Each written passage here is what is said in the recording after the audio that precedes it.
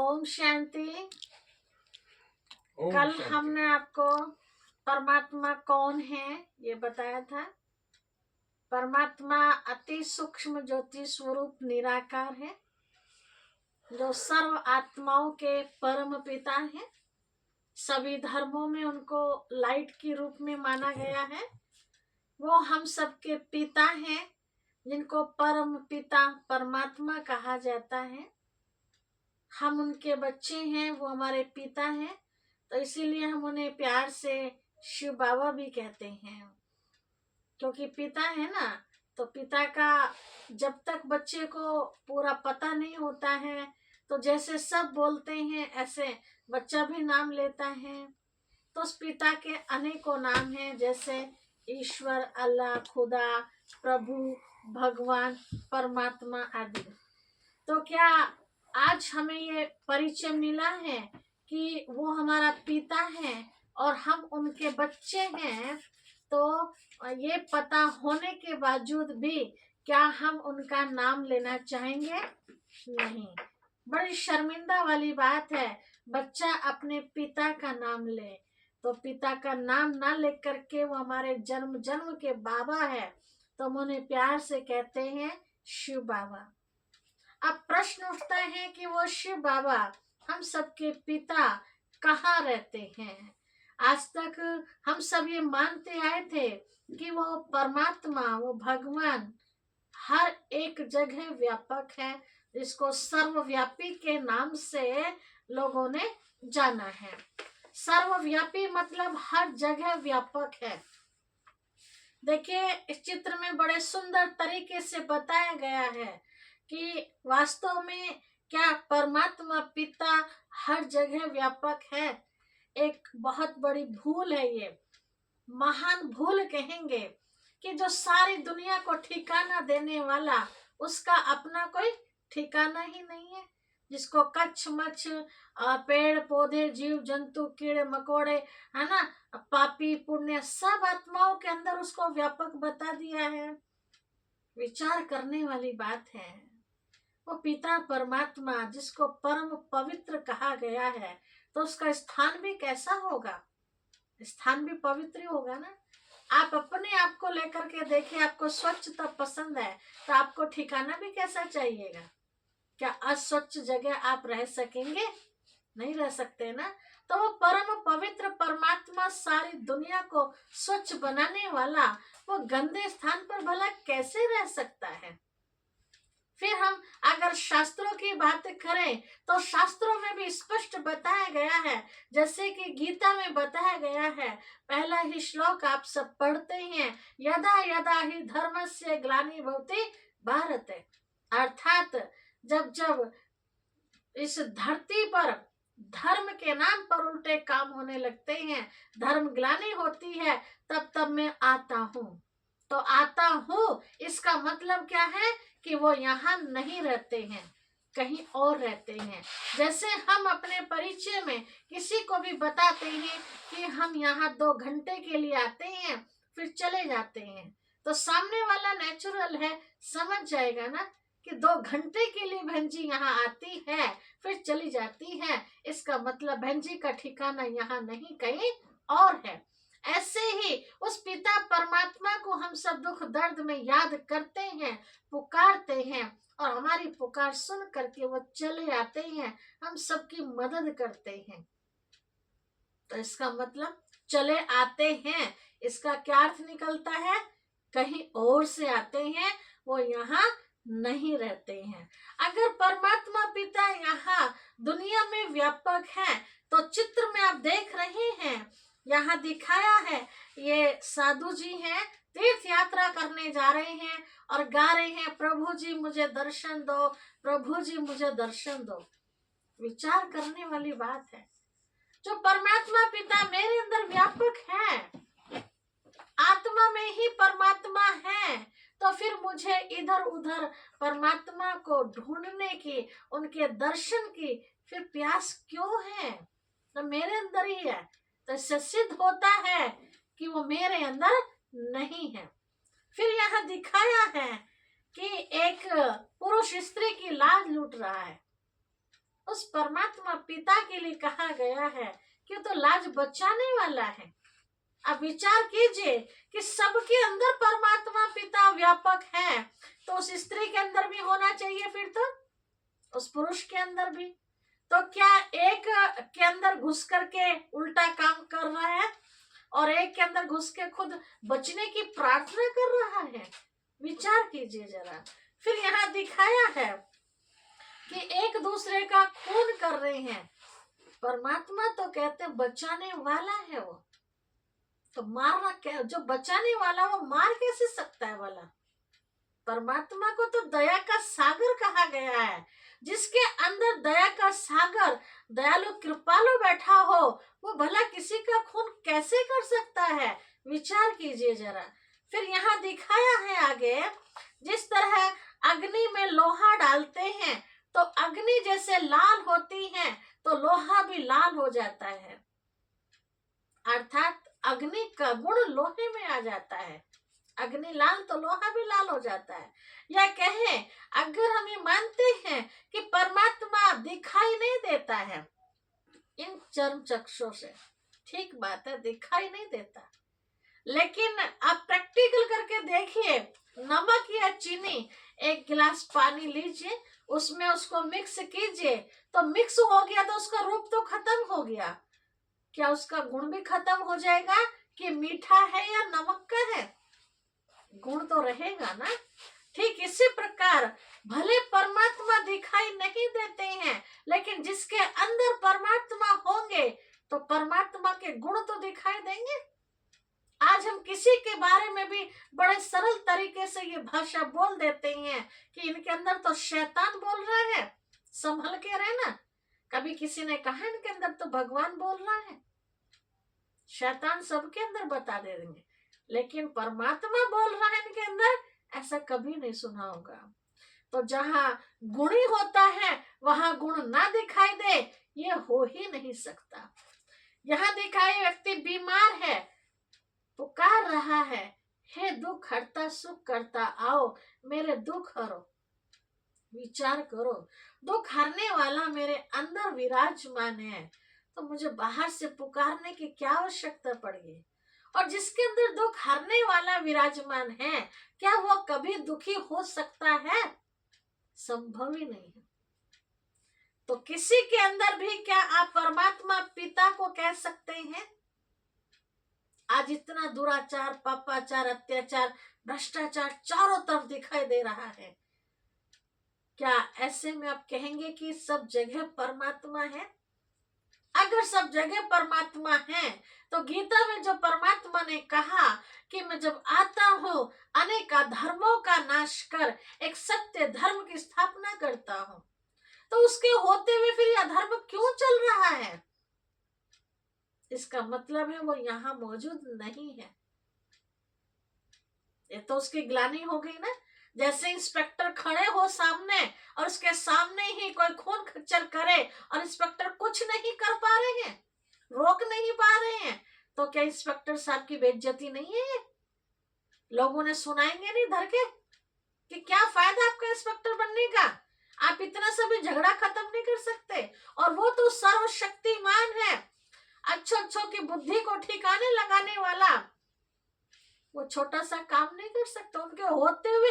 और फिर हम कहते सबके अंदर है, तो जो भ्रष्टाचार फैला रहे उनके अंदर भी है परमात्मा पिता। विचार करो, यहाँ तक तो छोड़ो, मनुष्य के अंदर लोग तो कहते हैं हर प्राणी के अंदर परमात्मा पिता विराजमान है। हर प्राणी के अंदर, जिसमें कुत्ता, बिल्ली, गधा, चूहा आदि सबके अंदर परमात्मा को बता दिया। विचार करो, एक तरफ से हम सब मंदिर में जब जाते हैं या अपने ही घर में मंदिर बना होता, तो सवेरे शाम हम उस परमात्मा पिता के सामने बहुत सुंदर आरती गाते हैं। तुम ही हो माता पिता, तुम ही हो बंधु सखा, तुम ही हो। आप विचार करो, उस माता पिता कहकर के उसे पुकारा, वो माता पिता की आत्मा अगर उस कुत्ते के अंदर है तो कुत्ता मेरा क्या लगा? विचार करो, मेरे बाबा ने शरीर छोड़ दिया है और वो बाबा की आत्मा आज मेरे घर के कुत्ते के अंदर आ गई है, तो कुत्ता मेरा क्या लगा, क्योंकि मेरे बाबा की आत्मा आ गई उसके अंदर, तो बाबा लगा नहीं लगा। ऐसे वो बाबा है, बाबाओं का भी बाबा है वो, पिताओं का भी पिता, टीचरों का भी टीचर, गुरुओं का भी वो सतगुरु है। वो सतगुरु की आत्मा परमात्मा कुत्ते के अंदर विराजमान। अगर आज हमें कोई कहे कुत्ते की औलाद, तो कैसा लगेगा सुनने में? अच्छा नहीं लगेगा ना।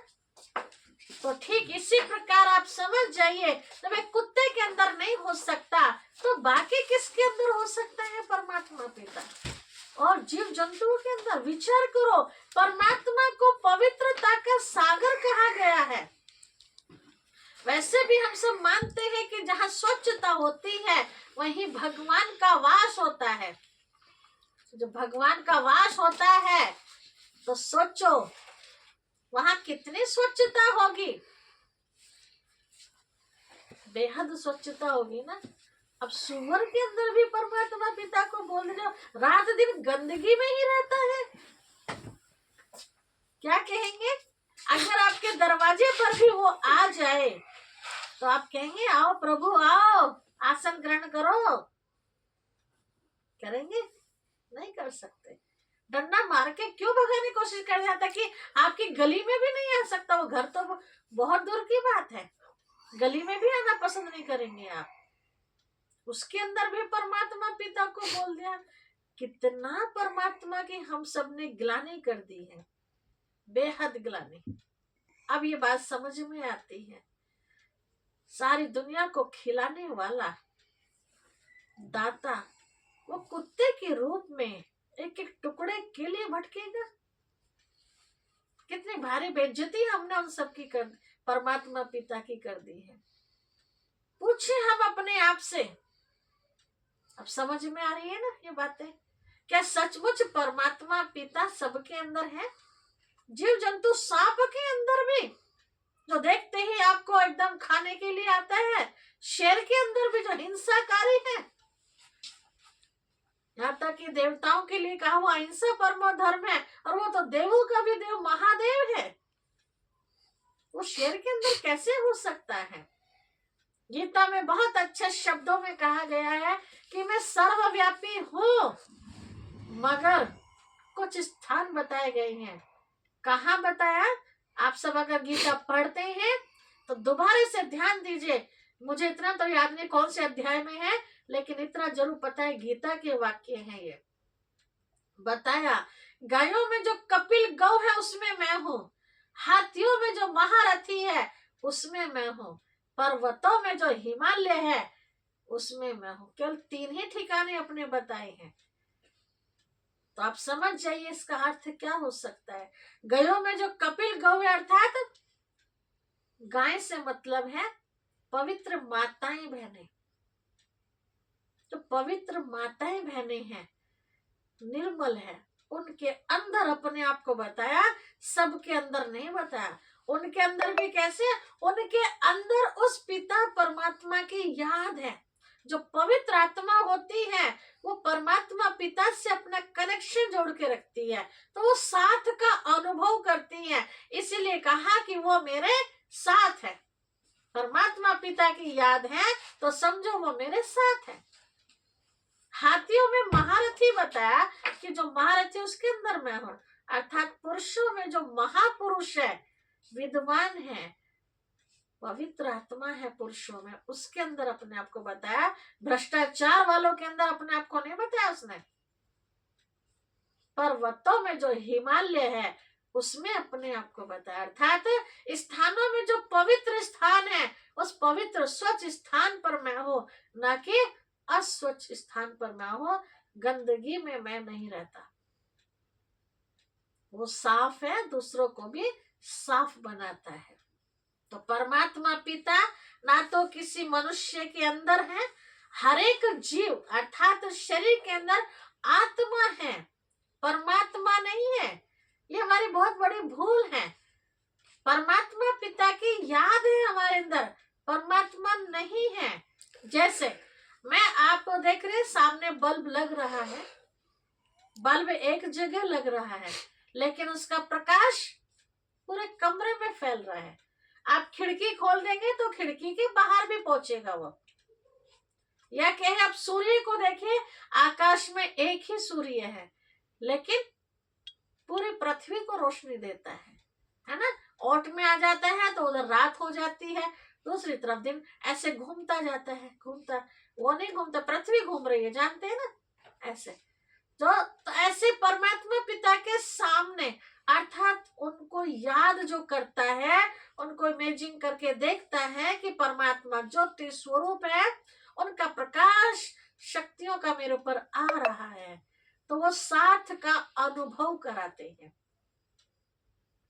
बाकी मेरे अंदर है ऐसा नहीं कह सकते। जैसे आप अभी सामने बैठे हैं, आप अपने मामा जी को याद कीजिए, आपके मामा जी कहाँ होंगे, है ना, कितने किलोमीटर की दूरी पर होंगे, लेकिन याद अब आप कर रहे हैं, तो आपके अंदर मामा जी की याद है। ऐसा लग रहा है कि आपके साथ ही है, लेकिन है तो वे कहीं और ना।